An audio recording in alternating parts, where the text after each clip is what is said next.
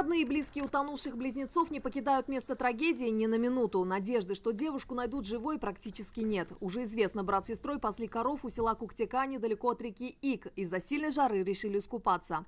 Как говорят родные, плавали хорошо, ныряли и в один момент оба исчезли в глубине. Об этом рассказала двоюродная сестра, которая была вместе с ними, а на другом берегу все видел рыбак. Он и вызвал экстренные службы. Поиски усложнялись тем, что рельеф местности сложный и русло реки сложное и сильное течение. Есть вероятность, что тело унесло течением.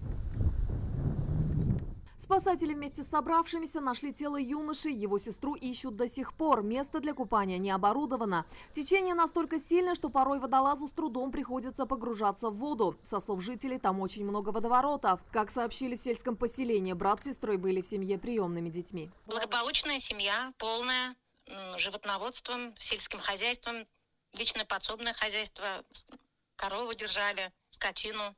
Раньше в колхозе работали.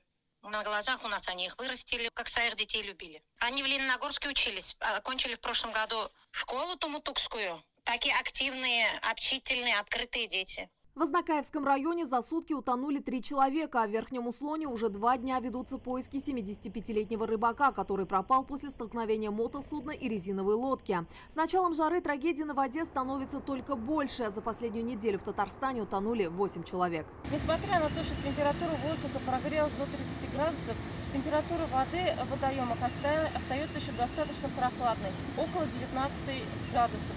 При продолжительном купании в таком водоеме возможно возникновение судорогов, а также обострение хронических заболеваний.